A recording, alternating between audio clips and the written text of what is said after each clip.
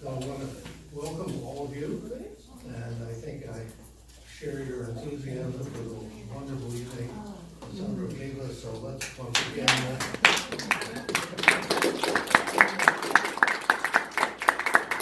I see familiar faces, but also people maybe don't know me. So I wasn't on the program, and I'll introduce myself. I'm Vincent Lenti. I'm a professor of piano here at Eastman School. Been here for many, many, many years, and a great pleasure to be here tonight. There's no format to what we're going to do tonight. I have a question in my mind that I thought I would start off with asking Sandro, and then, as you have questions, just pop in. So one of the questions I'd be curious about is that years ago when you were a student, like at the Conservatory in Palermo, did you have pianists of the older generation that were especially inspiring to you?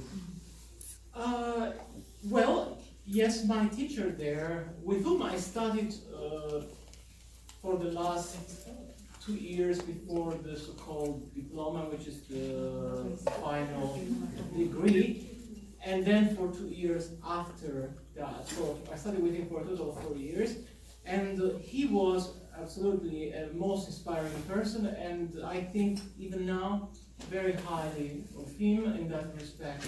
Yes. How much of the transcription of La Valse is you, and were you responsible for making the piano sound like a whole orchestra? Well, let's say that all the bad things are mine. I take responsibility. All the good things are Ravel's. So, and then there's another guy in the middle who I don't even know who he is, but interestingly, he made a transcription of the whole piece, which is very interesting because I should say in this regard that Ravel made only, for those of you who do not know this, that Ravel made only a reduction of La Valse. It's not really a piece for piano the way he wrote. I mean, considering how opulent this piano writing could be in other pieces, if you think of Miroir or Gaspard de la Nuit, of course, this was certainly a reduction, and then you see all those passages and things, instruments that you're tempted. It's funny because he writes them in a very small staff, sort of tempting you, okay, you should put them inside, but I didn't do it. So we have the task of doing that. Now, this version by this Russian fellow, Ichary, of whom I don't know at all anything about him, he actually made a very good orchestration at the piano of this piece. However, there's another problem because with Ravel was so peculiar in writing for the piano that you cannot overcompose. You have to be also careful to preserve a certain transparency in the texture of this piece, which is also very particular. And so maybe that's where I stepped in, and I was a mediator too. But it worked fine. Yes, well, if you say so, I believe you. But I must also say one thing, that there are excellent performances of La Valse by people who didn't add anything. They played just the reduction and still sounds great. So unfortunately, I chose... No, it's all your fault. No, I chose a very risky task to put everything as much as possible in it, but it's very difficult. That's the problem. Another question. Have you ever had the opportunity to play your Debussy transcription for Vladimir Leyechka? Unfortunately, I learned this transcription shortly after he died. I had the honor and privilege of playing for him the 2 Rachmaninoff transcriptions of the second suite that I recorded. Those I played for him, and I know he was very thrilled that somebody played his works. Always very, very humble man, but such a great arranger, a wonderful pianist, and one of the most generous people I met. But unfortunately, yes, I decided to work on this after. But I know I would have been thrilled, because actually when I reconnect with him about 2005, somebody told me that there was a transcription of the waltz from the second suite, which by the way is in one of the CDs in the Russian gems I recorded the romance and the waltz. So I heard about this transcription and I asked him, I said, could you please send me? I was more interested back then in transcriptions. So, and then not only sent me the waltz, he sent me the whole second suite. He sent me other transcriptions, that some really gems, including this transcription of Fat. And he told me something interesting, that when he was still in Moscow, he was friends with this famous teacher Bashkirov in Russia, and Bashkirov had a pupil who became very famous, Demidenko, and so apparently he learned this transcription, I don't know, maybe for the Tchaikovsky competition, and he was so thrilled. He told Vladimir it was one of the greatest transcriptions that he ever knew. All these people have no questions. Transparency, did you eliminate notes to make it more transparent? No, it's not about eliminating notes, but it's about the texture, because there is also something that I must say, the reduction he made of Laval's, it's not the best. I mean, Ravel at his best, but there is also something very authentic, something very typical of his elegant about his piano writing. You could put more stuff from the orchestra, but then the problem is that if you do that, the result is, maybe exciting in some respects, but to me it also destroys that pianistic nature that the piece also has. For me, it's not only about recreating the orchestra. Actually, these pieces, especially Laval's, has a very unique pianistic nature, so you also have to think about this piece as a piano piece, not only from what you hear typically in an orchestra. So that's basically what I mean. Yes. Why did you choose piano? I'm sorry? Why did you choose piano?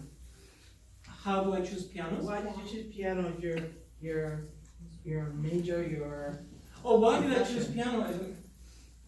I didn't. I think the piano chose me. I didn't really choose the piano, and actually, it's because, well, when I was barely 4 years old, I have an older brother who was already taking lessons, and so basically, I happened to inhale, quite a lot of, this atmosphere, in the sense of even going sometimes to his lessons, having keyboard at home, which I remember was the first thing I went to upon waking up in the morning. So I never really chose the piano. I feel in a way that it's something that just happened. Maybe I chose the piano in difficult moments that I also had to go through during my development, especially growing up in an environment where I was probably the only one really in a town of about 8,000 inhabitants, pursuing something like this so seriously. And in some difficult moments I felt, well, I have to really stick to that, but it was really never a choice in the sense of choosing between the piano and something else. I just decided I have to work more seriously. That maybe was a little bit of a choice, but... We got a question. Were your parents musicians? No, but luckily they were musical individuals and individuals who understood that I wanted to do this seriously and quite supportive. But believe me, to say this, considering where I grew up, it's really a great thing I'm saying. I don't know, maybe I should, shout or do something. Because, the environment, it doesn't support so much the art. And sadly, things haven't changed really that much. Often, throughout my youth, people knew I was studying piano, and I would hear these things like, well, what do you do? Okay, I'm a pianist. Okay, and what do you do for a living? Yes, okay, so that just, it's not considered 100%. Well, in some respects, there is also some truth in that, because the reality is it is very difficult to live as musicians nowadays. You have to be really creative to find a way to still make a living while staying immersed in the music world. But again, of course, that tells me that unfortunately, music is not really considered so much of a career. So the fact that, yeah, my parents were quite supportive,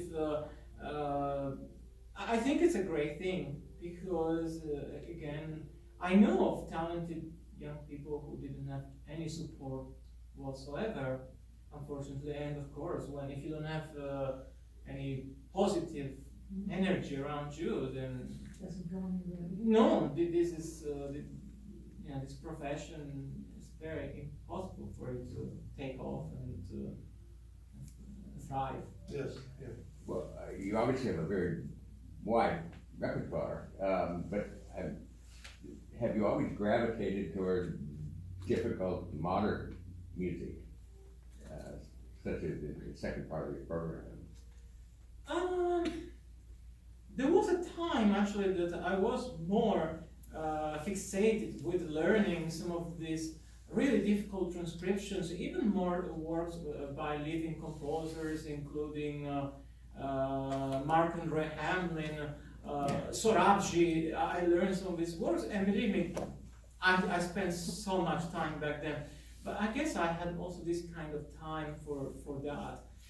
You know, I must say at this point of my life, maybe I'm really getting old, but I'm not really so much interested. I mean, I don't really gravitate so much for something because it's difficult, because it's exciting in that respect. Also because I realize there are still so many great works that they are great not because they are difficult, they are great because they are great, that I haven't played yet. And honestly, I'm much more interested toward them than something that, you know, I remember once, I guess when I was really much younger, I didn't understand why some of the teachers weren't maybe as thrilled as me that I would bring these transcriptions and things to the lesson. And I remember actually one of my teachers here in New York, a wonderful one, Seymour Bernstein, once he actually, you know, made a pretty strong statement. Sometimes I have to tell him he remembers that he told me this. He said to me something that in a way was flattering, because he said, you are among the very few people who knows how to play, how to shape a phrase in Schubert, which coming from him actually is one of the most amazing things. And then he said, but you spend so much time learning this transcription and things, why? But then I didn't understand the value of the first part. I was more kind of reluctant to really absorb what he was saying about that. But I think now I realize that, it's interesting that I talk about this, but yet a large segment of tonight's program were transcriptions. But those to me are not transcriptions in a sense of, they're not really counter-paraphrases or, you know, some of these Lisztian words. They are transcription to me in a very serious way. And I have to say also, it's unfortunate that some people really look down at transcriptions. There are pianists that hate transcription, they think it's not music. In that respect, I couldn't disagree more. I become actually very upset when I hear it, because all the great pianists of the past, those great colorists, you know, Moiseiwicz, Friedman, Rachmaninoff himself, Hoffman, they composed, they played transcriptions, but with this palette of sound. For them, it was an opportunity to showcase colors, textures from playing. Unfortunately, it's also true that later transcriptions became just the virtuoso genre, because you play them because you can. That's, I think, more of a problem of misconcept about them, than saying that transcriptions are not important. Actually, I think for pianists, ever since Bach made transcriptions, Beethoven made transcriptions, I mean, even the most serious musicians made them. So I would never support, anything against them. Even though I said that in this particular moment of my life, I'm maybe a little less interested in. So, yes. Have you found that studying and learning more about the life stories of some of these composers in the past changes the way that you play the piece, informs it in a historical kind of a way? Very interesting question. I think it inspires me, but the truth is that unless there is really a letter or something, that we know for sure what the composer was trying to express, we'll never really know the whole spectrum of feelings and about a piece. So I think it's nice, but ultimately we have to make always our story about the piece. Even when we think that we know everything, there is always something we don't know about it. And this is actually for me what is most fascinating. And it's also something that's happening as you play a piece. So intellectually speaking, I don't know how precise we can be, knowing the story of a piece, because for me, this translates into something else, much more perceptive as you perform a piece than about the actual story behind the piece. But I would always say, first know as much as there is to know, and then let this freely, take shape in your within your musicianship. Are you sometimes surprised at what it is you play? In other words, do your fingers know more than you do? I'm not sure I would be thrilled about that, actually. For good or for bad, I don't know, because if the fingers go before your thoughts and things, I don't know how they can really make something of a certain artistic value. If I'm amazed that I do something, then I'm amazed because I conquered something as music, as something that is not just finger work, but something that is just everything that is part of playing the piano. But in that respect, again, I'm not so sure I would be just thrilled for the sake of saying I can play something faster than this pianist, or just in terms of piano playing. Certainly. As you did tonight, and playing a concerto with an orchestra. Oh well, musically speaking, there isn't so much difference. The thing is that if I prepare a solo recital program, I work for months, working a lot on those things, and then I'm thinking, if I play concerto, yes, I work as much, but then when it comes to meeting the conductor, working with the orchestra, how many rehearsals do we have? Is it as many as I would like to have? Of course not, but it's another kind of thing. So if you have a good orchestra and a good conductor, then there is another kind of energy into play, which is the energy of not really discussing and agreeing on things, but it's something that generates, at the moment, you don't discuss, you just feel it, and you happen to work things because of this magic energy.